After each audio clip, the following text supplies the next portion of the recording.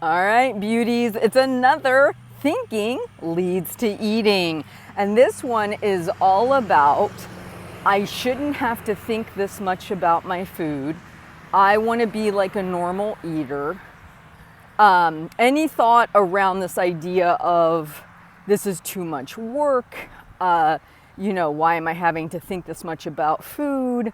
All this different stuff. This is all coming from your lower brain. As a matter of fact, I just had a client leave me a message at 9 o'clock at night. She had been working hard all day at her job. She came home, saw leftover Chinese food and had cereal, had the thought, I'm gonna gain weight from this, left me a Voxer or voice message saying that I shouldn't have to think this much about food. I really don't know if I'm moving in the right direction, da da da da da. And I came back and explained to her the same thing I'm explaining to you. Those are all lower brain driven thoughts. And here's how you know. When you set up in the morning and you go, okay, this is something I'm working on. This is important to me. I'm trying to get my health in line, trying to have these better habits around food and all this other stuff. You're very clear. You've got these thoughts. Everything is fine. Typically, those thoughts never show up then. I want to be a normal eater. Why do I have to think this much about food? That stuff doesn't show up then. Where it always will show up is you're out to eat with a bunch of people. They're all ordering what they want. You have this other goal you're working on, and you immediately might have that lower brain thought jump in and say, you should be able to eat whatever you want. You shouldn't have to think this much about your food. Look at all these other wonderful people eating what they want at this restaurant. Or you're exhausted from having to think a lot during the day. You're coming up home 9 o'clock, you haven't had dinner yet. Your lower brain's gonna come in again and try to fix it. So what is your lower brain trying to do? Two things. One, relieve discomfort in the moment. And two, not to allow you to fail. And it was interesting because in that same message, she says, yeah, when I look at my past, whenever I've journaled my food, whenever I've done this, I have typically failed. And so, and of course, that's what your lower brain's gonna pull from the archives. It's not gonna pull any of your successes. It's always gonna pull your fails. It's always gonna pull the highlight reel of every time you've journaled your food and fallen down and da da da da, because that's its protective mechanism. So if it shows you all those negative highlights, it is ultimately trying to sway you from going down the road again so you don't fail again. And then if you feel discomfort in the moment, you're exhausted, you're tired, you've made all these decisions, you're in a public restaurant with all these people, it doesn't want you to feel that discomfort in the moment. So it's gonna offer up the solution as you shouldn't have to think about food. You should be able to eat like a normal person, da da da da da.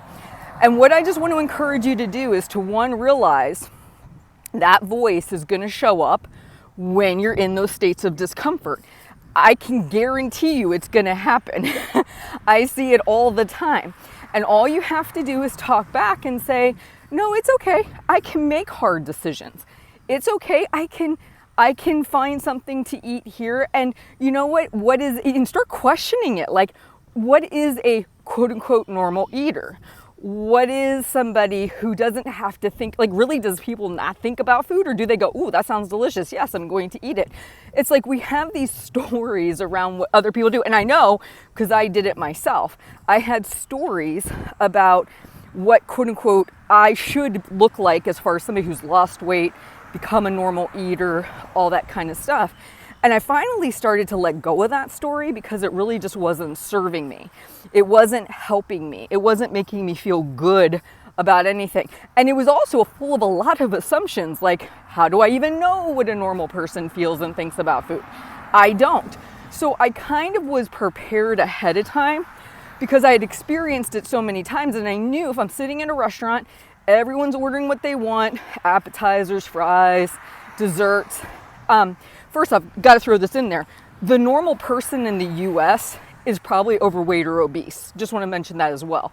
So what you're ultimately, and this is how I changed it in my head, if the average person in the US is overweight or obese, do I want to eat like a normal quote unquote person?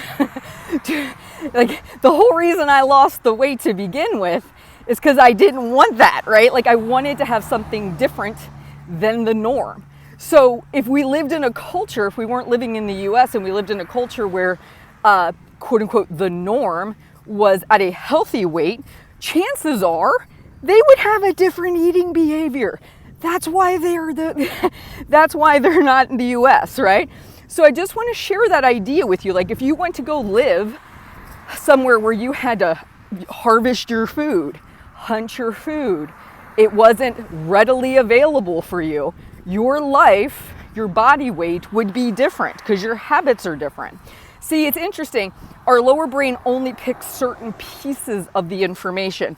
It doesn't select the entire, it doesn't run down the list. Well, you know, in the US, the majority of the adult population, I think it was like 13% is pre-diabetic, and over 50% of the population is considered overweight or obese.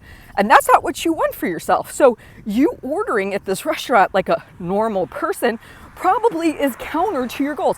Your lower brain is never going to say that. It's going to say, ooh, that looks good. That smells good. Normal people are ordering these things. Why shouldn't you be able to? See what I mean? It's trying to give you a way out. It's trying to actually help you because it knows that it feels uncomfortable to do what you're trying to do in a world where normal people are ordering all the things, okay? So it's trying to help you. It's trying to avoid you failing. It's trying to avoid you feeling any discomfort. And so if you know that ahead of time, you can go in fully prepared. Like, I'm going to be at this restaurant table with all these people, and I'm going to order my strategic meal, my grilled salmon, my asparagus, my sweet potato. That's not what everyone's going to do. Everyone's going to order what they want off the menu. I know that. And I know my lower brain might come in and say, ooh, what are you missing out on right now? What is it that a normal person does? Should you have to think this much about food? I already know this is going down. It's happened a gajillion times. And I can then respond back and say, no, lower brain, I really actually do want to do this because the majority of the US adult population is considered overweight or obese. So I really don't want to order like everybody else. I actually want to do something different. And yes, I'm going to get a different outcome, but I'm going to do that knowingly. I also know if I roll up at home at 9 o'clock at night exhausted and I don't have a meal plan, I'm going to scrounge and eat whatever's available. And then my lower brain's going to come in and tell me, see, this is too hard. You shouldn't have to think this much about your food. You maybe aren't cut out for this. Don't even bother with this, because what it's trying to do is soften the blow of what I just chose to do with food. But if I know late at night, making food decisions brings that thought out, I could actually pre-plan my day very well, and I could have dinner set up for future Heather. And this is how I did it. I didn't want to make food decisions all day. I pre-planned my day. I put my food, especially my dinner, in there ahead of time so I didn't have to worry about it. And that was a game changer, because late at night, I was not equipped to make good decisions. I knew, like, again, I didn't have the words that I can use now to explain things to you, but inherently, internally, intrinsically, I understood that was not my prime time to make food decisions. So I made the sandwich that I was gonna eat for dinner early in the day. I threw the dinner in the crock pot. I took any kind of contemplation, thought out of the mix, so I didn't have to waste all that energy and then for my lower brain to try to come in and comfort me.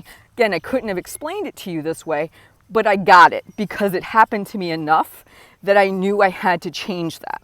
So I just want to encourage you, know that your lower brain coming in and saying, normal people eat this way, you shouldn't have to do this, you shouldn't have to think this much about food, is just a lead-in for the habit of overeating. Know that it's going to come under certain circumstances, probably restaurants with groups, probably, late night dinners that you haven't even really thought through or have food prepared for. It's always going to show up when you're tired or extremely uncomfortable. It doesn't mean anything. It's just lower brain chatter. But knowing that it will more than likely happen, you can have a different mental approach, and even sometimes planning ahead like we talked about, to make that so much easier for yourself. So I hope this video was helpful. Please like and subscribe. share the video, and I will talk to you soon.